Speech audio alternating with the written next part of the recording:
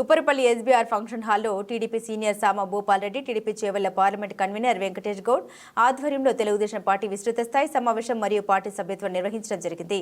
ఈ కార్యక్రమానికి ముఖ్య అతిథిగా టీడీపీ జాతీయ ప్రధాన కార్యదర్శి బక్కర నరసింహులు, టీటీడీ బోర్డు మెంబర్ నర్సిరెడ్డి పాల్గొన్నారు. వారు మాట్లాడుతూ రాష్ట్ర అభివృద్ధి చెందాలంటే చంద్రబాబుతోనే సాధ్యమని పేర్కొన్నారు.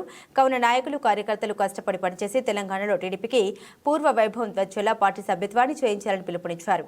ఈ కార్యక్రమంలో భాగంగా సీనియర్ టీడీపీ నాయకులు తదితరులు పాల్గొన్నారు.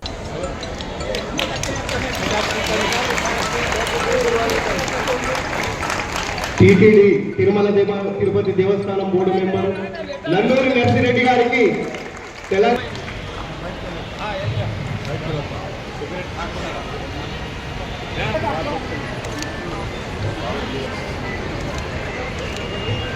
శ్రీకారం చుట్టింది.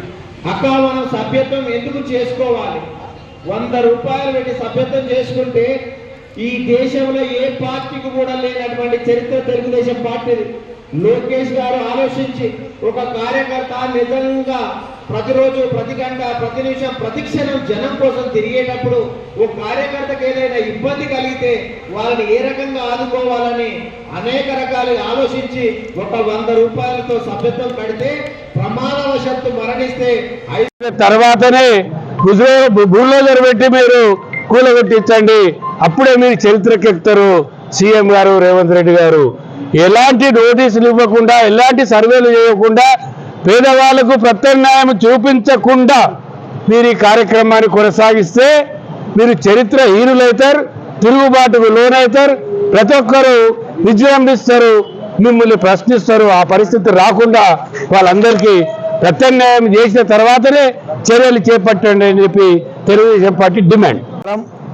ఈరోజు చేవెళ్ల పార్లమెంటు స్థాయిలో మెంబర్షిప్ కార్యక్రమాన్ని ప్రారంభిస్తే ఇంత పెద్ద ఎత్తున స్పందన లభించింది. ఇవాళ అన్ని పార్లమెంట్లు తిరుగుతున్నాం. చేవెళ్లతోటి మొదలై చేవెళ్లలో చైతన్యంతో పెద్ద ఎత్తున కూడా ప్రజలు కూడా వచ్చారు.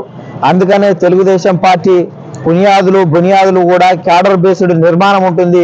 అందుకనే మెంబర్షిప్ కార్యక్రమం ద్వారానే ప్రజల్లోకి వెళ్తాం. ఎక్కువ మొత్తంలో మెంబర్షిప్ కార్యక్రమాన్ని చేసి స్థానికంగా అన్ని కమిటీలను ఏర్పాటు చేసి ప్రజా వ్యతిరేక విధానాల మీద ఆందోళన కార్యక్రమాలు చేపట్టి భవిష్యత్తు రాజకీయాల్లో తెలుగుదేశం పార్టీ బలీయమైనటువంటి శక్తిగా ప్రభావం చూపే విధంగా మేము ముందుకు వెళ్తాం. ఎందుకంటే తెలుగుదేశం పార్టీ చేసిన అభివృద్ధి కళ్ళ కనిపిస్తుంది, చెవులకు వినిపిస్తుంది. ఏ చౌరస్తాకి వెళ్ళినా, ఏ గ్రామానికి వెళ్ళినా, అక్కడ బడి కానీ గుడి కానీ ఏది కట్టినా అది తెలుగుదేశం పార్టీ. ఆ పక్కన ఉన్నటువంటి ఫ్లైఓవర్ కానించి మొదలు పెడితే ఏ చౌరస్తాలో చూపించినా తెలుగుదేశం పార్టీ అభివృద్ధి కనిపిస్తుంది. అందుకనే అభివృద్ధికి care of address Telugu Desam party. అందుకనే తెలుగుదేశం పార్టీ కనుక వస్తే మౌలిక సదుపాయాలు వస్తాయి, ప్రజలకు రాజకీయ చైతన్యం వస్తుంది, బలహీన వర్గాలకు రాజకీయ జీవితం వస్తుంది, పెద్ద ఎత్తున కూడా పెట్టుబడులు వస్తాయి. ఒక సమర్థవంతమైనటువంటి నాయకత్వం, ఒక గొప్ప అడ్మినిస్ట్రేషన్ తెలుగుదేశం పార్టీ విధానంలో ఉంది. అందుకనే తెలుగుదేశం పార్టీ ఒక కొత్త చరిత్రగా నూనూగు మీసాల యువకులు అనేక మంది కూడా ఈ పార్టీ వైపు వస్తున్నారు.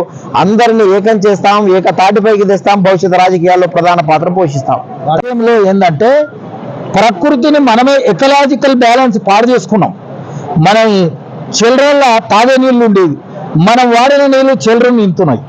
అంటే వాటర్ భూమి ఆకాశంలో ఉన్న మధ్యలో ఉన్న గాలంతా అపరిమితంగా కాలుష్యం చెందిన తర్వాత నీకు ప్రాణహాని అవుతుంది.